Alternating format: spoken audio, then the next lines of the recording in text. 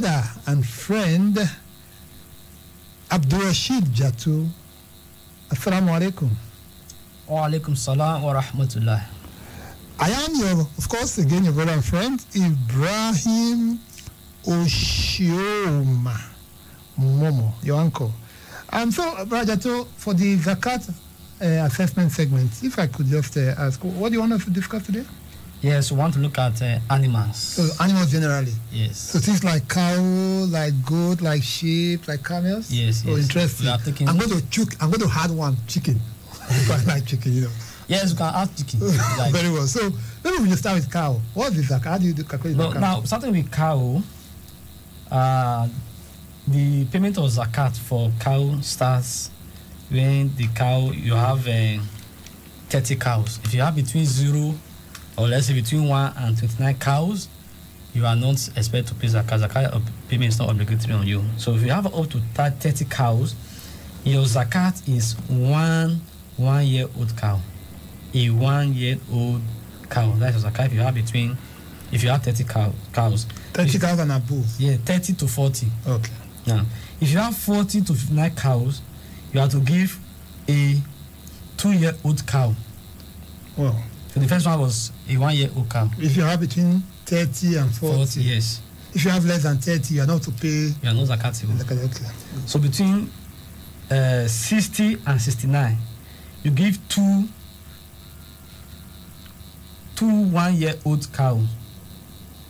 2 1-year-old cows. So if you have between 60 and 69? Yes. Okay. If you have between 70 and 79, you give a 1-year-old cow and 1 2-year-old cows. Okay. Then between 80 and 89, you give 2 2-year-old cows. Okay. If you have 90 to 99, you give 3 1-year-old cows. If you have between 100 and 109, you give 2 2-year-old cows and 2 1-year-old cows. Now, so if you now have between 110 to 119, you have to give 2 2-year-old cows and 1 1-year-old cows. Okay. So if you now have 120 and above, you have to give 3 2-year-old cows or 4 1-year-old cows. You have from 120 and above. And so you can see that this is what the Prophet said in his traditions. Does this thing also apply to goats or sheep? Yes, are there a bit of difference? Yes, for goat and sheep. Goat and sheep, they have the same ruling. Okay. It's a little bit different. So if you ram, I think sheep. Yes. Ram, okay. So if you have between 1 and 39, you are not zakatable. Okay. You know, for cow it was 1 to 29. 29, yes. Yeah. So from 1 to 39 for goat, sheep, ram, you are not zakatable. So if you have from 40 to 120, you just give 1. From 40 to 120? Yeah, just 1. And that one is the female. That can reproduce. Yeah, that can reproduce. Yeah. The reason is that the person who has collected it, with time, you will born, then you now have. You'll not be able to also give zakat. Yeah, with time. Okay. Now, between 40, I said between 40 to 120 is 1. Between 121 to 200, you give 2. Between 201 to 300, you give 3. Between 301 to 400, you give 4. Between 401 to 500, you give 5. So on and so forth. So it's not anticipated that, like cow, you were saying, sometimes a 1 year. Yes. This one is just. Okay. Just any ram. Yes. Just looking at the numbers now. So maybe I should ask also about camel. Because before camel, okay. Since camel is not very common here, let's not the fact camel on that day. Let's look at about poultry. Yeah. Even rabbit rearing and snail rearing too. Okay. And these are businesses that people do these days. In that case, all you just need to just value it. Okay. Just value everything. The day of your assessment, value it. Is the worth is up to the resolve 1,453,328 naira. Then you have. So if the value of your beds, yes, as much as reached or exceeded the resolve of 1,453,258, then you just give 2.5%. Okay. Only 2%. In terms of cash. Cash, yes, yes. It is of cash. Okay. And that one is easier for us to administer with the zakat administrators. Okay. You give me a goat. If I come to your farm, you give me a goat. Except I have a car, or you give me cow. Or those one we mentioned just now. Except I have vehicles to carry them. But you can actually give the animal. But if you give the monetary equivalent, which is also acceptable, it's easier for us to administer. That question we're going to ask, this issue of monetary equivalent, when is the day we're going to discuss the Zakat al-Fitr. Yes. And that will be sometime next week. Because I have a question. But I have a friend, a brother and friend of mine, who recently went into poultry business. And he's a regular listener to the program. Perhaps maybe if we allowed calls, he would have called in to ask the question. So if I could ask you, at what point in business is it supposed to be? After 1 year. He's just starting, right? Yeah, just starting. After 1 year, he has to assess himself. Okay. Hello? Yes, Alaikum. So joining us, just before we round off the Zakat assessment segment, is my brother, one of my brother and friend also, Barrister Al-Hassan Abu. Assalamu alaikum, my brother. Wa alaikum salam wa rahmatullahi wa barakatuh. So, Brother, if you could just round off your segment by telling us maybe your... Of course, I will give you my contacts for questions. What have you? 08064 okay. 333. Sometimes when this number, you don't rush. 08064. No, you memorized yesterday. Yes. 08064 333 440. So if people want to pay their zakat or sadaqah, what's the account? Like I said, people have already started paying. Even people have started paying zakat, people have started paying fidya, people are paying fidya, people have started paying zakat to fit themselves. Wow. So the account number is 046 559 2930 and the bank is GT Bank. GT Bank, okay, Jazakallah khairan. So without wasting further ado, I'd like to welcome our brother, Hassan Abu, Barrister Al-Hassan Abu, and to the program, and to plunge straight into the second segment of the program. So, Barrister, today, to my knowledge, you are giving us a talk on soul purification as the basis of societal reform. So, if I could ask you, what is soul purification? Okay, soul purification, as we all know, in the Islamic terminology, is the word, of course, the general word is saka, means to purify, just clear to now, to purify the soul.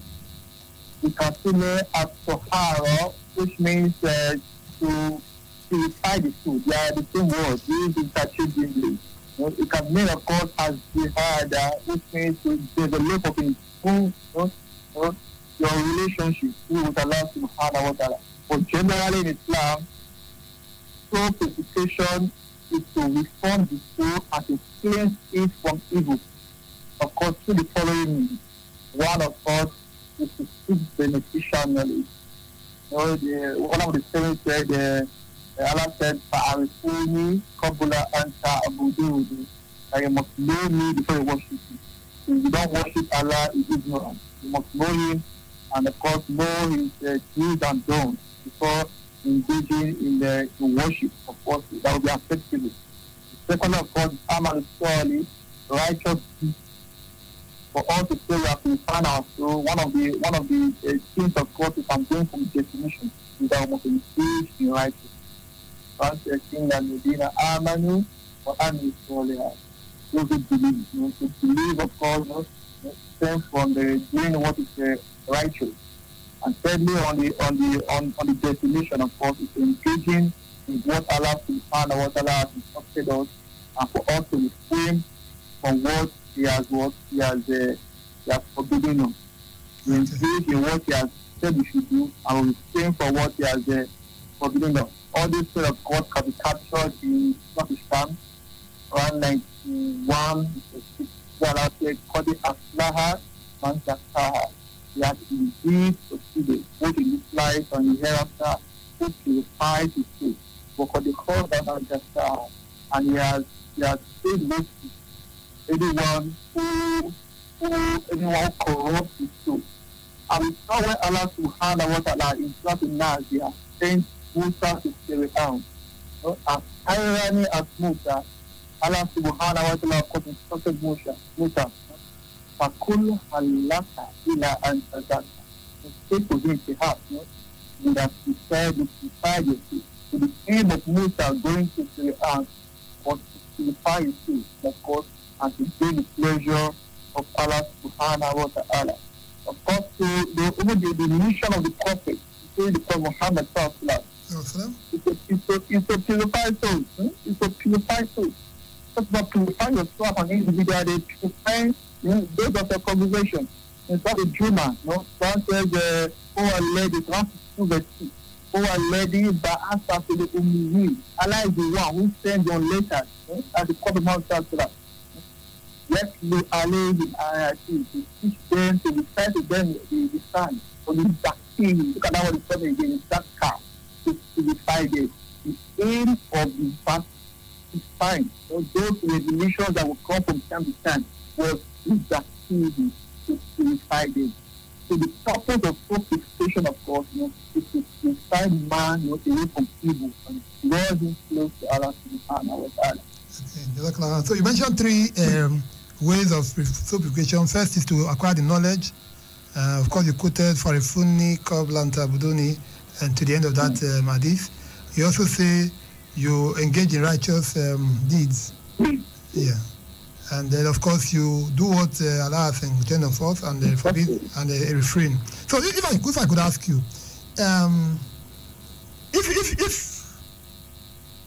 you see somebody who claims to be a believer now engaging in acts that are inimical to his soul or to the good of society, for example, people terrorists, people like groups like Boko Haram, like ISIS, like Israel, people who kill, destroy lives and property wantonly, and then they claim they are Muslims. Is it by your suggestion now that their souls are not purified? How do you mean by? How would you respond to that kind of situation? We'll come to that later. We're talking about the individual. There's a fundamental issue, with the akida that they understand, the ideology. Of course, for you to know Allah, of course, you must have a sound ideology. Okay. That is something, the ideology, of course, is sound. What we see, of course, is that the activities of the so-called Boko Haram and the rest of the terrorists. Yeah, akida is akida to the past. Yeah, akida. What do you mean by what's the translation for akida for? At least the ideology that is false. Okay. That is based on falsehood. That of course that is rejected by Islam, and Muslims generally. So you are saying on live radio that the activities of Boko Haram, the ideology, their beliefs are not in line with Islam? Yes. Okay. Yes. I just want at least our audience to learn that much from what you are saying. Okay, go on. Because the essence of purification, the essence of worship generally, is to purify. Okay. Let's say, for example, Salat. Salat, of course, is to remove God's hand and Fahsha, it will remove from all those, take us away from indecent and things of course that are evil. So if you create that them to do, for what Islam has taught us, then of course everything about evil, should be negative to you. Everything you should be thinking about activities should be what is positive to society, and not what is corruptive or what is limited to it. Because therefore, do not corrupt the land after it has been made after it has been made good for you. So our activities on earth, of course, is to purify it and to make it good for everybody, including our Muslims, to live it. Wow. That's interesting. So if I could ask you, are you still with us, Barrister? Yeah. If I could ask you one other question. You see, there's one popular word, everybody tends to have different understanding of the word. What is jihad, really? Jihad means standing in the cause of Allah subhanahu wa ta'ala. Okay, it doesn't mean killing people. It doesn't mean killing people. The list of jihad, of course, the lowest form of jihad is for you to stand against your soul. Of course, we don't try to so jihad in nafs. You can do jihad against your soul. That's interesting. That's something. Yeah. Go on. Yeah. Because I get that in the public that you say that what they are doing with all these criminalities is essentially a jihad. So that's why I want you to speak to that point. No. We don't force people to accept Islam. There's no compulsion in Islam. Rather, Islam is based on personal conviction.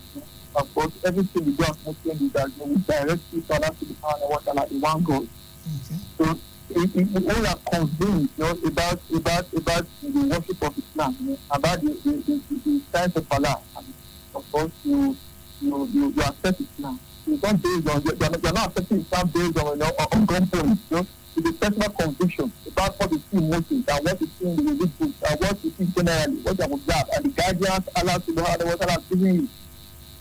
That's interesting. Now, of course, I can conclude at the beginning of the talk is that soul purification, the first step is societal reform. And you are saying that in Islam, at least quoting Quran chapter 2, verse 256, you are saying that there's no compulsion in religion. So it's not compulsion. It's not possible. You can't say you want to forcibly convert people to Islam. So now, the question I'd like to ask you is that what is the process of societal reform if it is not something that you do by force? How does Islam exercise societal reform? In societal reform, of course, it must start with the individual. That's, of course, the mission of the prophet. You saw the one of the prophets. He said, "In to read the inland Islam." What I intend for you is self-information. Not as much as I can. So once the individual, of course, is informed, then, of course, the society, from the family to society, but we all make units, of society, when we come together. So once the individual, of course, is informed, society, of course, is a process of regeneration. So if the individual, of course, is informed, it, of course, one, by the person, of course, is for us to have a sound ideology. Okay. But what we have to do, of course, is that, process society information, of course, is strong with a lot of negativity. And so, of course, different elements of human beings, trying to uphold different principles and everything. For example, to note is that, and first, of course, is that, one of the process is that, you must establish, you have a sound ideology about Islam. And the ideology, of course, is that you must believe that, Allah subhanahu wa ta'ala is one. Is the one that sent all the prophets. And of course, his message is one. And the message of all the prophets, including Muhammad, Isa, who the Christians call Jesus, and the rest of them, their mission is one. So that's the first thing. The second, of course, is that as Muslims, we must have, that's for the individual. I'm addressing the individual. Because if all of us have this attribute, this quality, then of course, society will be in the process of a positive information. Then of course we have the sound worship, as I've mentioned before. We must more allow for worship. Who are Muslims? Even the month of Ramadan, the way we fast, it's a form of worship. You don't just fast anyhow. Even if you are fasting without food, then of course your eyes too must be fasting, your legs will be fasting, every aspect of your body must be still fasting. Not only that, of course, you must engage in a lot of ibadah. Let us allow the Quran, Nawafi, and the rest of them. This is the way worship. I must direct peace to Allah subhanahu wa ta'ala, not because of one individual. Then, of course, some character. Your character must go pari passu with what you believe in. Don't fool and say you're a Muslim. Doesn't make any they are too close apart. Or you do something and you are blaming the Muslim. Everything about you must be good. So your character must be sound. Everybody must know you in your environment. That this person is good. You honor the prophet. Have you seen anybody attributing anything evil to the prophet? So that's prophet of Allah. And from people of persons who are righteous. So character play a lot of role. Okay. We have a book called Muslim Character. Which I recommend that put together with that. Very fast book. Then of course Muslims will be civilizing. So a lot of those things that we must put together so that of course we must make up that thing together. So society can be a place of living. And people can live at peace, can understand the concept of life and how to draw close to Allah subhanahu wa ta'ala. Before death, overtake them. One get overtakes them, that's the end. If I can get what you are saying, is that when a society is lacking in morals, when a society is not reformed, you are saying that we need to look at the individuals that make other society. Yes, of course. The individuals, of course, the family youth. Because, of course, the children who are growing up, of course, the training of the children lies in the parents. Wow. So the parents, of course, at that level, of course, that will make sure, of course, their children get the right moral. When it comes to spiritual training, when it comes to training of character, when it comes to understanding their creator and how to worship, how to develop sound worship in line with what Allah subhanahu wa ta'ala has legislated. So in that level, of course, because they don't have to control about their activities, the parents that will coordinate that affairs. But once the individual has this maturity, that has this maturity, then of course that individual, of course, will have to take responsibility for it. And of course, we start knowing who Allah is. But at the time where they are children, of course, the time where the parents will have to monitor them from time to time. Okay. But they have full responsibility for their activities. And at that point, they must learn about Islam. And implement what Allah subhanahu wa ta'ala says. Thank you very much. Just one last question before we go. Just to ask you, you see, Nigeria is passing through a number of challenges. The security, there is hunger. So, what in line with the talk you are giving to us today? What do you think is the way out of the quagmire? If you can do that within 30 seconds or 40 seconds, please. The truth of the matter is that you see, the kind of element I come to understand that we have in Nigeria is that for persons who are making responsive efforts to build the nation. Others are there, trying to build it down. And the truth of the matter is that I have a very firm belief that Allah subhanahu wa ta'ala is going to protect this country against this turbulent times. In one of the Surah Al-Ma'idah, Allah said, Allah mentioned something that Kullama, I will call the now on the house. Each time they ignite the fire of war, Allah says, Allah will extinguish it. So just leave those side, we have people who are righteous. We have leaders, of course, who are righteous, so that, of course, these leaders, if they are sincere with their activities and their programs, and their policies for this nation, then, of course, anybody is blowing the emblem of war, of Allah subhanahu wa ta'ala, the extinguishing. Because it says, وَيَسْعَوْنَ فِي الْأَرْضِ فَسَادًا. They make efforts to corrupt the nation. So they are there, of course, if you don't repent on the day of judgment, Allah subhanahu wa ta'ala is going to punish them. We'd like to really thank you. We'd like to really thank you for joining us on the program today. We actually running out of time. May Allah reward you abundantly. So this is a convenient point for us to round off the program. Assalamu alaikum wa rahmatullahi wa barakatuh. So we'll take the call to prayer because it's time for Asri. Assalamu alaikum wa rahmatullahi wa barakatuh. I'll see you tomorrow. Allahu Akbar.